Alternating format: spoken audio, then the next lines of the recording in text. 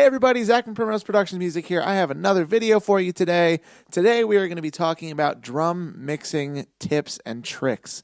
Now, I know that mixing drums is something that a lot of people struggle with. Whether you're working with real drums or samples, it's a very difficult thing to get used to mixing.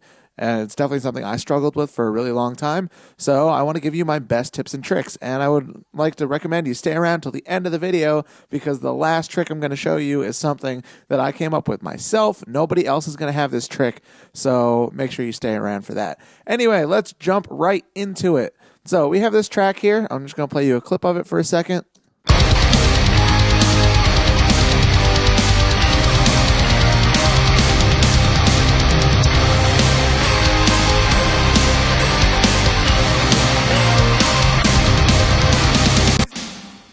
So this track we're working with here is using samples and programmed drums, but the tricks I'm going to show you not only work for samples, they also work for drums you recorded yourself.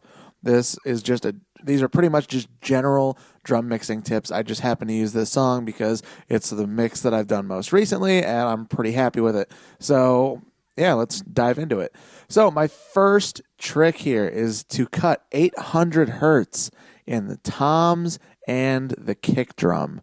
Let's solo the drums here and get to a spot that has some tom fills. All right, so listen real quick.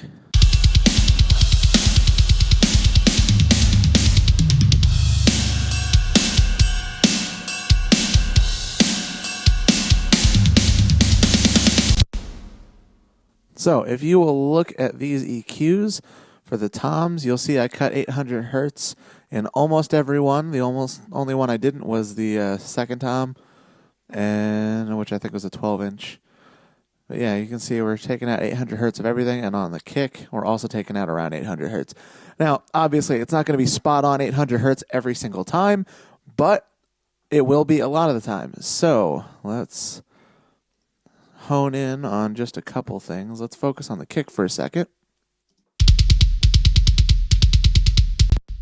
So pretty much you're going to be wanting to cut anywhere between 750 and 900 hertz for these drums, and it could be anywhere in here. On the kick here, we actually took out 870 hertz, but we're doing a pretty intense cut. It's a pretty narrow bandwidth, but we're taking out 15 dB of 870 hertz. So let me show you what happens when I put this back in. I'll start with it out and I'll add it back.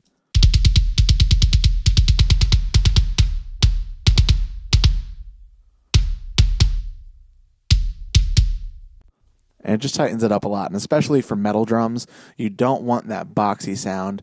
In some rock stuff, you might want to add like half of that back in, maybe only take out 7-8 dB of that. But in metal, it just sounds super boxy.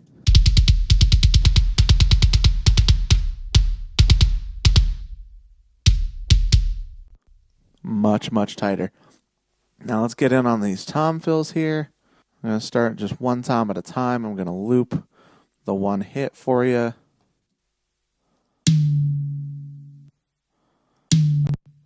Now on this one, this is I think a 10-inch tom.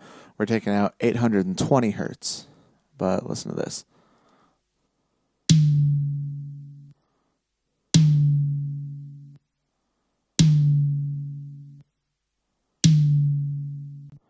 It's taking out a little bit of that annoying ring, not too much, but just the really piercing frequency is right around 800 there. So it's at 820 there. And again, we're doing a very narrow cut and a very large cut. So we're taking out 15 dB of that.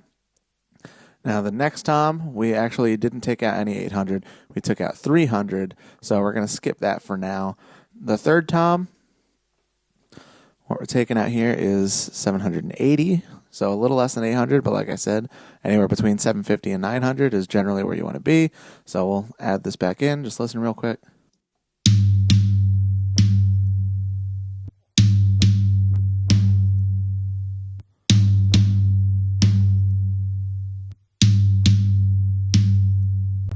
You're just getting that really annoying, boxy, gross sound of that tom there when we add that 780 back in.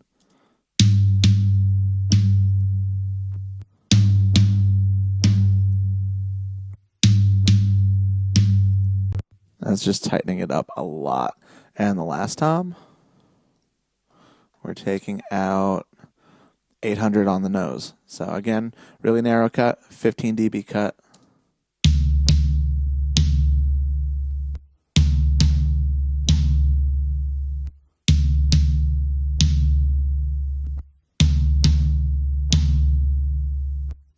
Again, we're getting that weird, boxy, ringy sound.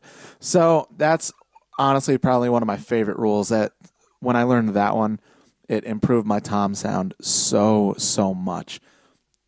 Just taking out anywhere between 750 and 900 for toms. Obviously, you're gonna, when you're in there, you're gonna want to move the wheel around a little, do the cut or boost and try and find the annoying frequency in there and take it out.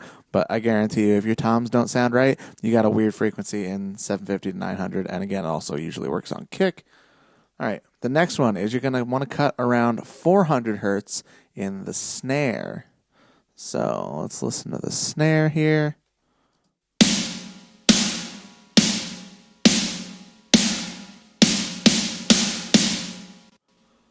Now we're cutting at 360 hertz, so not quite 400, but generally anywhere between 300 and 450 you're going to want to take out of the snare.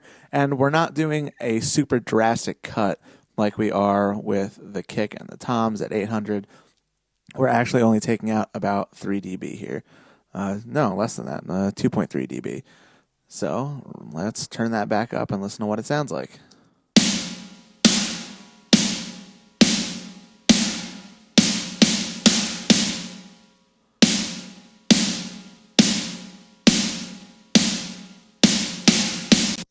All right, it's taking out a little bit of that ring. It's making it a little crisper there. And again, this could be anywhere between 300 and 450 hertz. You just got to, move that around, find that frequency that you don't like, and take it out. But on almost every snare that I ever do, I'm always taking out somewhere between 300 and 450 hertz. All right, now the next thing is compression. So compression is something that confuses a lot of people, but especially for drums. But generally what I see being the problem is people are compressing it with a too fast of an attack. So you're going to want to do a slow attack when compressing drums. And the reason for this is because you want the transient to actually come through. If you have your attack set too fast, what's happening is you're completely removing the attack of the drum. The compressor is clamping down immediately, and you're just losing the attack, because obviously that's what the drum is. Drums are the attack. That's what you want from them. So you're going to do a slow attack. On this compressor here that's built into the SSL channel, there's just a single switch that says fast attack. So if you want a fast attack, you turn that on to there, and it's over here as a slow attack. So we're going to turn off the compressor part of this. Let's listen with it, and I'll take it out.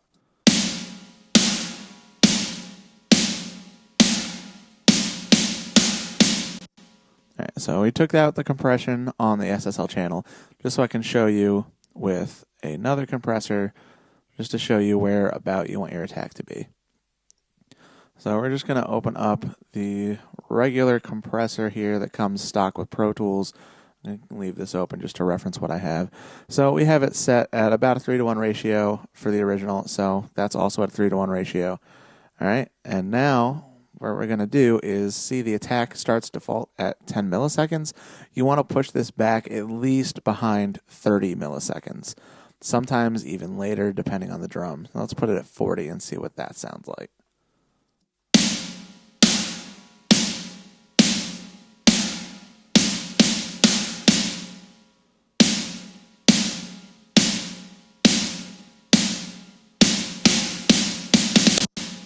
Now you can see what it's doing is it's taking out a little bit of the ring on the end, but it's still letting that transient through. But look, let's see if we put this back to default, 10 milliseconds. Listen to how the drum sounds.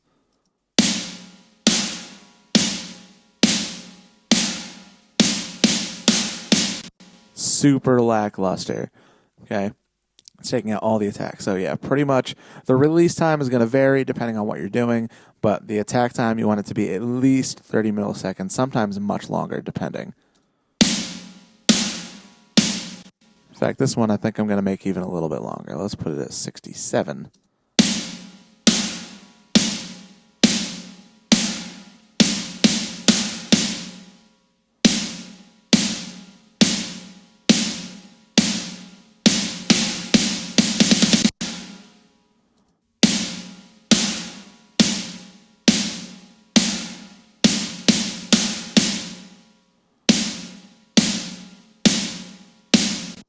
That sounds a little more like the original compressor we had on it. So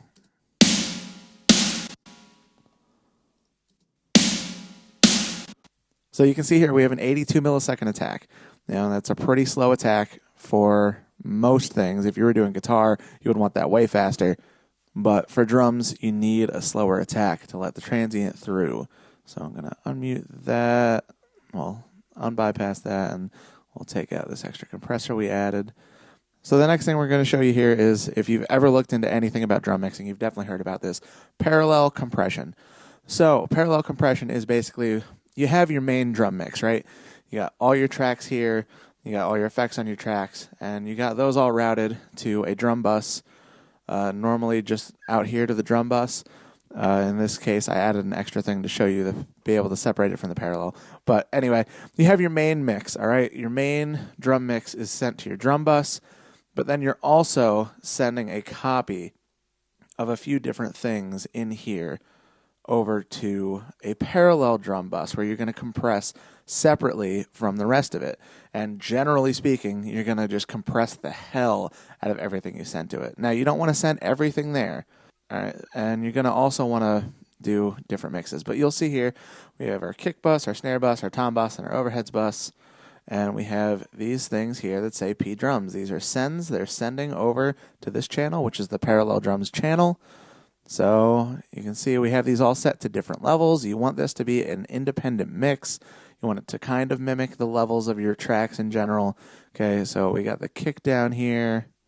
We got the snare up a little higher.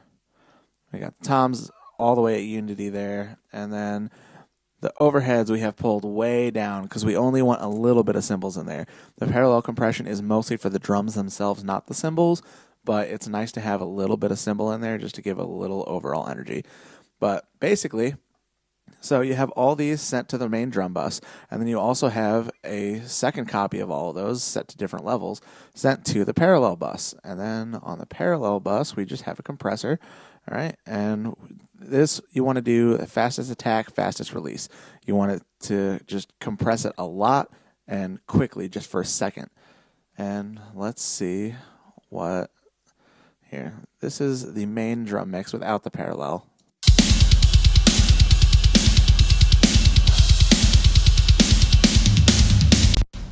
All right, and then this is what the parallel sounds like on its own.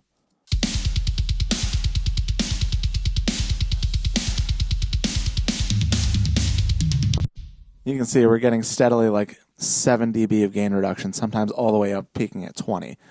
So it's very heavily compressed. And basically what you're doing is you're just mixing that in to the main drum mix. So let's listen again to the drum mix without the parallel compression. And then I'm going to add in the parallel compression and just listen to what it does to the drums.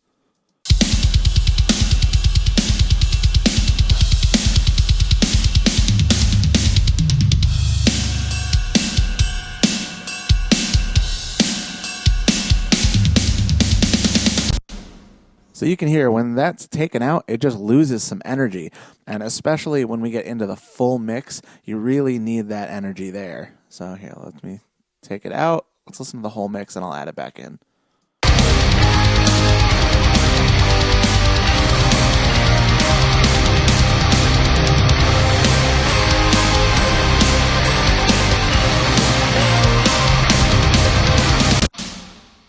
See, the parallel is what's really making the drums cut through the whole mix. And you can adjust this to taste. You know, we could turn that way up, way down, wherever you want it. But in literally every mix that I do that has drums at all, there's parallel compression on those drums to make it punch through the mix and to give it just more energy overall. It's a really simple concept. Like I said, you just make a send of all your main buses and give them their own little mix. and send them there, and you can press the crap out of them. We also have a little EQ here. We're just taking out a little bit of 467 hertz, which you may or may not have to do, but that's what we did in this case. But generally, yeah, you just want to compress the crap out of that bus. All right, and the last trick that I have for you today is something that, like I said, I came up with myself. I also spoke about this in my low-end mix tricks video, but in case you didn't see that, I'm going to mention it again here. So a lot of people, when they talk about mixing drums, they talk about boosting 60 hertz in the kick. And this is just to add a little bit more low-end energy. It's just a general rule. You know, you want some beef in that low end. You want some low-end punch from the kick. That's what it's there for, is to give you that pulsating in the low end, so you feel that's what really gives you a lot of energy, and people don't realize that. But so they'll talk about boosting 60 hertz in the kick, but I've adjusted this slightly, and I just thought this would be fun to try one day, and it turned out to work really well, and I've tried it in multiple mixes since, and it works every time. So rather than boosting 60 hertz in the kick, you're going to boost the frequency of the root note of the track. Okay, let me explain. Each note, every note on the scale is attributed to a certain frequency. And generally, you know, if you have A set to 440 hertz, which is common, which is most tunings, if you're using like any kind of regular guitar tuning pedals, odds are you're set to A equals 440 hertz. So based off of that, you find the frequencies for everything else. And you don't have to do the math or anything. You can look up a list online. There's charts for it, and just look up, what I type in when I'm looking for the chart is frequencies of notes, and it's like the first result. So you can type that in and look at the chart and see what note, what frequency matches the root note of your track. In this case, this song is in C. So you look at the chart, and you can see that C2 is 65 point something hertz. Okay, not 60 hertz, 65 hertz. So instead of boosting at 60 hertz, I just move that up 5 hertz up to 65. And let's listen. Yeah, let's try and get just the kick for a second.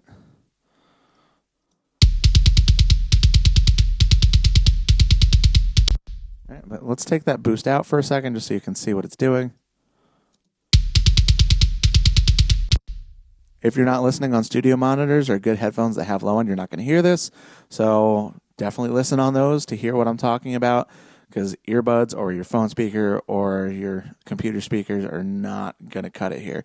But anyway, yeah, let me add that back in and take it out again.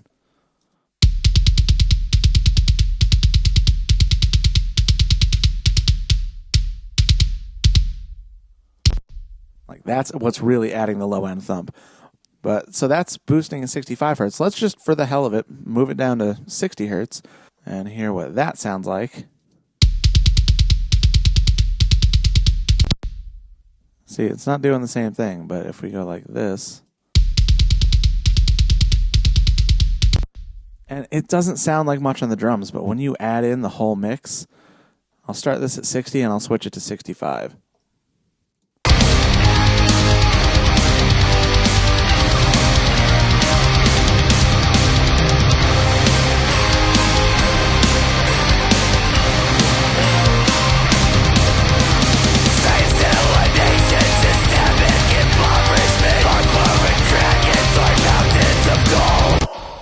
You can just hear it lose so much energy when we put that to 60 hertz. All right. So it's a really simple trick. You just go to that chart, figure out what the root note is for the song you're working on, and boost that frequency. I generally boost the second octave for kick drum. So this one's in C, so you're going to be looking at the frequency for C2, not C1, not C3, but C2. All right, and I suppose if you're tuned lower than C, that would technically be an octave one. So if we were in like B right now, then I guess we would probably do it. We would probably boost B1, but I haven't done anything tuned lower than C with this trick yet. So I'll have to test that in the future. But for anything tuned to C or higher, you're going to want to boost that second octave. So that's it for me today, guys. Thank you so much for watching. Really hope you found some of that helpful. Let me know in the comment what your favorite drum mixing trick is. Maybe you guys have something I haven't heard about, and you can help me improve my mixes by giving me some tips. Thank you so much. I really appreciate you guys watching. If you are trying to get your music out there to more people and get as many people to listen as possible, I want to encourage you to check out my free guide. I call it Your Rise to Stardom. It's basically just a guide that goes over literally everything you need to do to get your music in front of as many people as possible. Totally free download. Just go to primroseproductionsmusic.com/guide. Thank you guys so much. I will see you in the next video.